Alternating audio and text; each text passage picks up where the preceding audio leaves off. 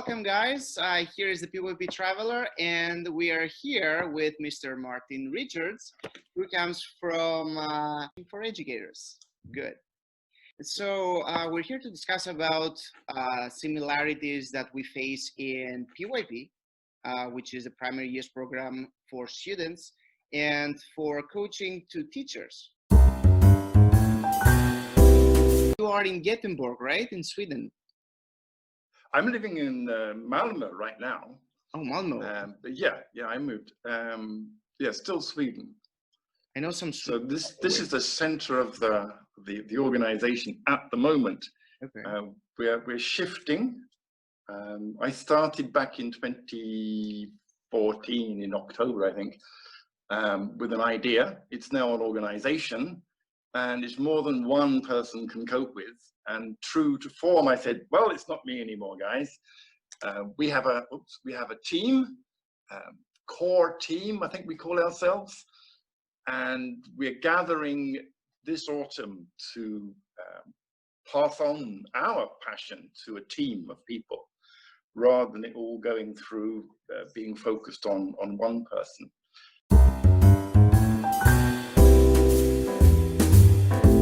What we offer is reconnect educators with their power, their passion, without burning out. Burn bright, but don't burn out. So one of the things that that happens in coaching is that we need to come to an arrangement or an agreement around what to coach on. And usually the educator, the teacher, has something they want to improve. Mm-hmm. Now there's the educator or teacher as learner already.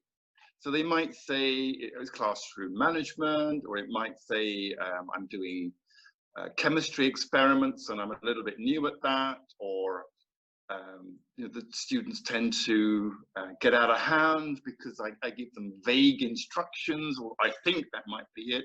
They know there's something that they want to improve. And there's the agency. Mm-hmm. The teacher is the one who says, you know what, there's this that I want to improve, rather than a coach coming in and say, you know, I've got a checklist here. Exactly. I'm going to observe you and tick off the boxes. That doesn't happen. If there is a checklist of any kind, it's one that the coach and the educator have agreed on. They sat down in that first meeting and agreed on what it is that the coach will give them support on. And again, as I mentioned, it's the teacher who decides what it is, and that is the key. It's the whole shift. Yeah, exactly. What you're saying right now, it is so important, because even in the classroom, all the assessment tools and the assessments that we do in the inquiry-based classroom is done with the students. So we form those criteria in the checklist or in the rubric, or even if we don't have any assessment tool at all, but we have only our anecdotal notes, which could be written, could be oral as well. So we take into consideration what those students want. How would they evaluate themselves? How would they evaluate their peers in what they learned? So we take this into consideration before we establish an assessment. And this is the most interesting part when it comes to the IB assessment, because we co-construct the assessments with the students. As you said, because I can see a very big similarity here, that we do not just come with a checklist and we say, you know what, this is it, tick, tick, tick, you did it, you know, you did it or you failed. It's nothing like this. We create together the assessment and we work towards an improvement, a progress for our well-being, for our knowledge, for our skills and our profiles. So we work with this together. And I assume that you're doing something similar, as you mentioned, right? Absolutely. You mentioned the rubric. So I have a little experience of PYP and MYP, so I know a little bit about rubrics. Not as much as you, of course. But we don't quite use the same vocabulary. So here's what it's like with us. We would ask, what goal do you have? I mean, what is it you want us to look at? And they might say, oh, motivation. Okay, so what goal do you have? Is it, for example, that everyone should be motivated all the time? Or is it that certain students should be more motivated than they have been up until now? And there's a huge range there. And it's not the coach who has the checklist. Again, we have to ask a question. So what is it I'm asking me to support you with? What is it that's asking for change?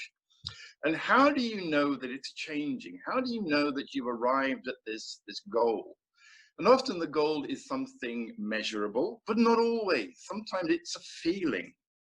So one of the things we do, you mentioned anecdotal, we give a book rather like this one, with a security lock, a piece of string around it. Okay. That's private, right? That's only for the educator to work with.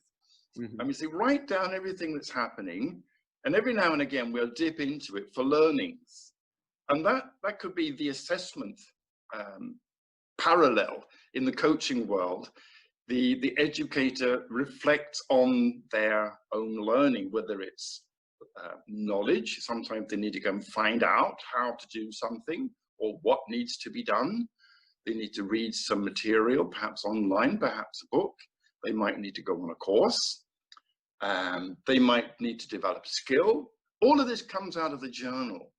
So the journal is a way of continually assessing their own progress themselves.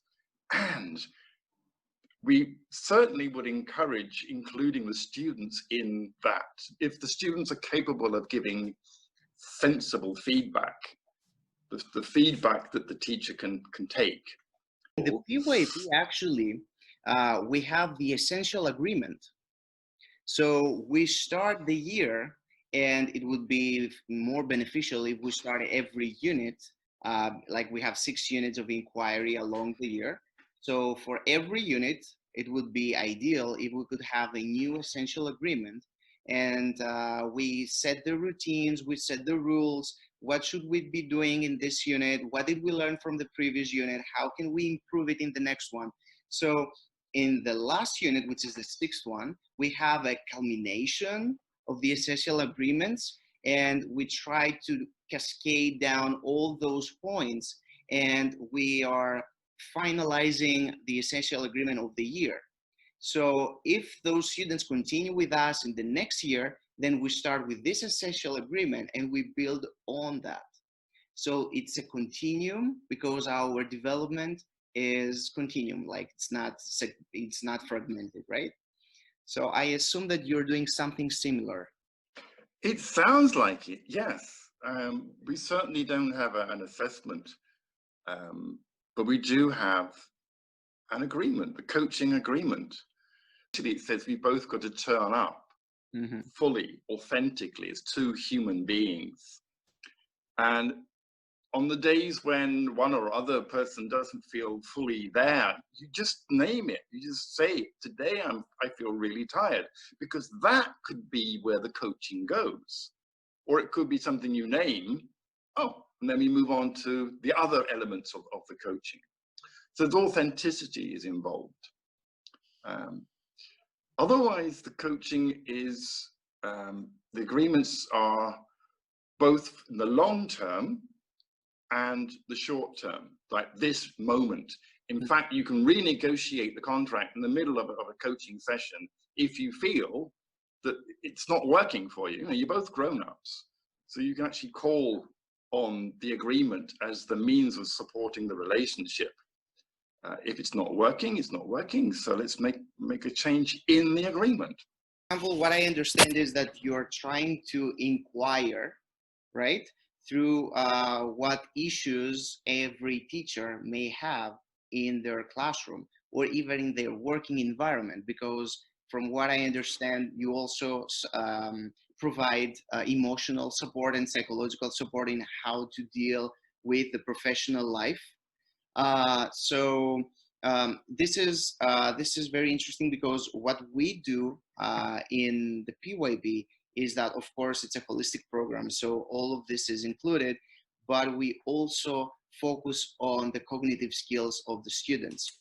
So cognitive skills, thinking skills, all of those are influenced by the psychology of the child. So we have the professional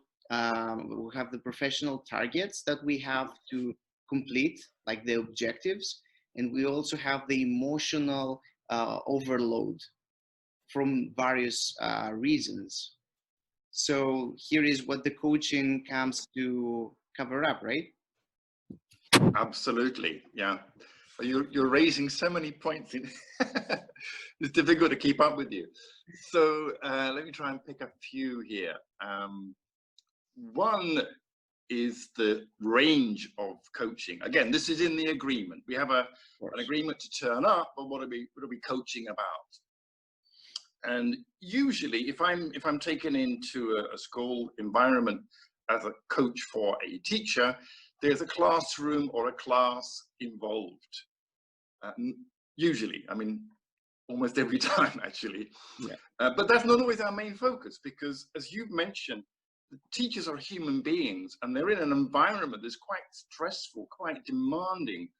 And they could be influenced by that and or the environment that they have at home, or the one that they're living in if they're not in their own native environment. So we talk about what's in the classroom and sometimes staff room, because I could be there for that reason as well. So that's the thing about the agenda. What's on the agenda has to be defined in the coaching agreement. What we do coach on and what we don't coach on. And you mentioned guiding, and that's a little bit outside my remit as well. I see that as a teacher role, to teach and guide, but a coach doesn't. So here's a really cool metaphor. A bicycle made for two, a tandem bicycle, has two seats. The coach sits on the back. They get a handlebars to hold, but the handlebars don't steer anything. It's just to hold on to. The educator sits on the front seat and we all get to pedal. The difference being that the teacher gets handlebars they can steer with. So the coach cannot guide. They can push. They can say, are you holding on to the brakes? They can say, I'm falling off, are you? Like giving reminders? Oh, yeah. Hey, we fell off half an hour ago. Shall we get up again? Or this is a hell of a bumpy ride. How's it for you? So we communicate, but the coach can't really see where the educator is going. It's their job to steer. It's their job to find the direction. Having said that, we can occasionally stop, take a break, take the map out and go, right, now where the hell are we? We can do that. But then we're checking in around, do we need to adjust the direction that we're going in our coaching? And that's done collaboratively. It's when the coach says, you've been cycling up against a wall for the past half an hour. You've been saying this thing over and over again, that's impossible, impossible, impossible. I think it's time for a break. So we don't do the coaching, we take a little pause and discuss if where we're trying to go is impossible or if we should find another way around. So we're not guiding in quite the same way as we might do with a younger person. I say might because I also coach young people, and it's nice, I think, for them to have someone who's not guiding them too much, a little bit maybe. And there it's a scale of how much am I a teacher, how much am I a coach. Again, something for the contract, something for the agreement too.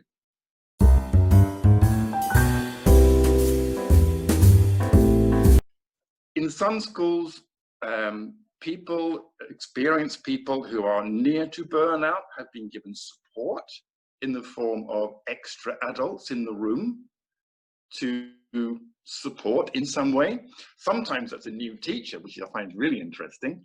It actually reduces the workload. Others have been given a lighter timetable. I know one teacher, she was back to 4 days a week, having been on 1 or 2 days a week, and her head teacher was coaxing her to come back slowly because she didn't want to lose this excellent teacher with a big heart. That was her problem. She gave too much. but I wouldn't give advice when I was coaching. I would help the person I'm working with define for themselves what they need, can, want, must do, and find the energy and resources around that. And the resources could be going to your manager and saying, this is as far as I can go on my own. I need support in other ways. Right?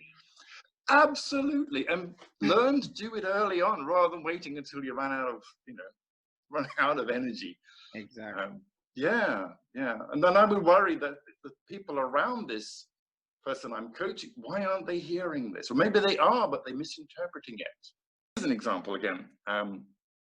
One of the teachers I was working with had a traditional approach, a teacher-student approach, that students would say something, the teacher would say something. It would ping pong or tennis. Mm-hmm. And she had a student who was very spontaneous. I don't know if he had a diagnosis of any kind, but he was a little bit different in his response time. He would answer every question. I mean, if it was directed to him or directed to somebody else, he would answer, and quickly and correctly. The teacher was pissed off at this because this was not in her game plan. Oh, I see your reaction. Yep. But okay, she was a traditional, not perhaps an MYP trained or PYP trained. And this was outside of her comfort zone, that a student should be contributing so much in that way. And she was like, shh, calm down, fine. So in the coaching conversation, because I observed the lesson, she said, if only I could control him in some way. Yeah, you can't control students. You can't control the waves on the ocean either. So I suggested that a change of perspective. Instead of seeing this as a problem, I said, what if it was the opposite? What would that be? What if this person was your greatest asset? And her eyebrows shot off the top of her head. Never thought of that before. Can this person be an asset? I said, what if he was an asset? What would you do with it?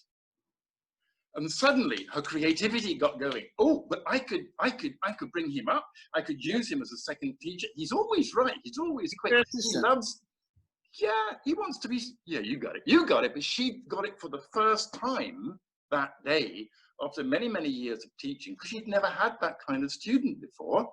Most of the time they were fairly, I can't think of the word, manageable. And she'd been given a challenge and she'd learned from it. And what happened was she lit up like a light bulb.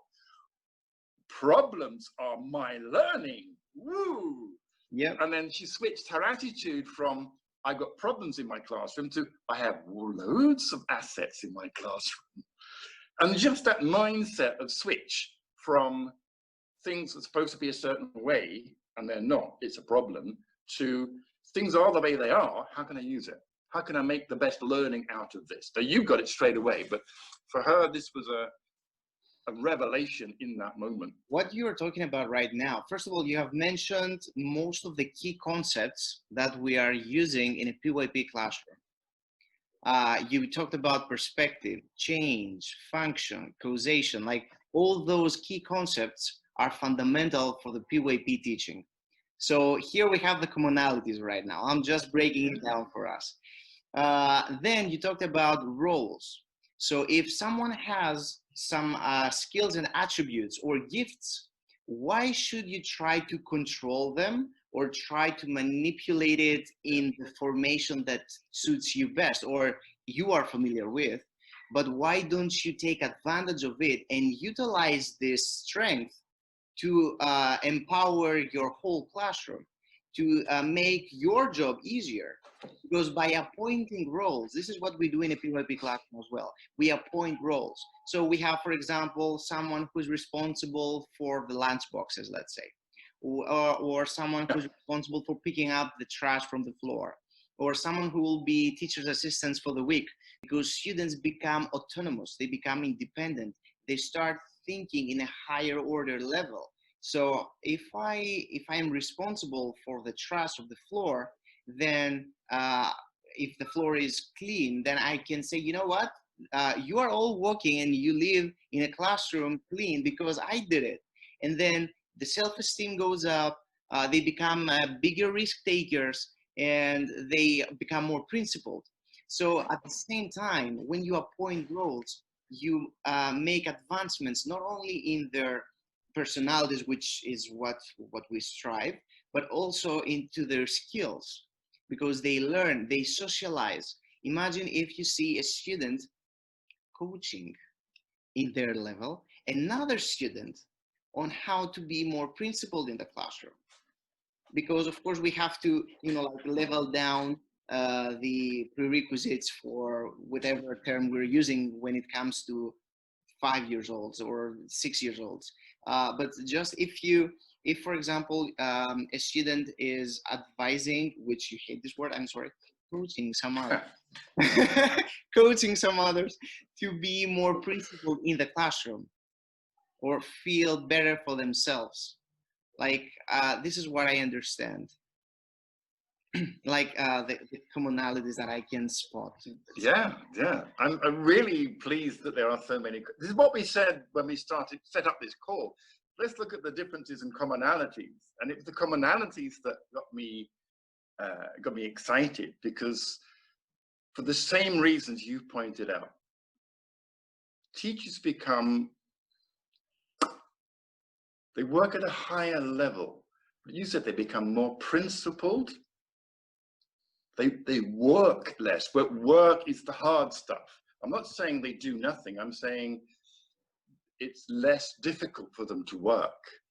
Yep. The coaching approach, i.e. lots of questions, not giving the answers, believing in the person, being curious about what's going, being sensitive to what's going on, and being authentic in saying what you see, what you hear, as a question. I think that's universal for working with students who are younger than myself, and working with teachers who, well, I'm quite old now, but I could work with teachers who are older than myself. I've done that in my prime. As a teacher, we really want to help all of our students all the time with everything, because we enjoy it. But then that passion becomes too much and we burn out. We need to limit ourselves and observe it from a greater distance and get them to do the work. That's why you appoint roles. Yes, yeah, you do it through roles. I didn't think of that, but that's a way of doing it. Yeah. So if I choose coaching for education, how will I be facilitated? How will I be improved? How can this program, this coaching program, help me develop? So what we do in our coaching for educators is 4 sessions for free. The first is set up the relationship where you get to know each other. And sometimes that's enough, because people just want to ventilate, and then they feel so much relieved from that they think, okay, I'm done with that one. Now I know what coaching is, fine. Because after they set up the relationship and done a little bit of coaching in that first session, it's answered their question about, well, what is this coaching thing then? Because in sessions 2 and 3, it gets a little bit serious. Okay. It gets a little bit real. We do tell them to buckle up, because we're not going to hold back just because. And there's no reason to. Normally you have a coaching partnership that can go on for years. This is only 4 sessions. You might want to hold back. No, we don't. So 2 and 3, very, very deep into who are you? Why are you here? I mean, here is in this school or here on this planet, however you interpret it. And what do you want to do about it? And the 4th one is wrapping that up, that process, so you actually land. You need to cut your relationship with the coach now. You need to have a breakup in a way, or a summary of what you've learned.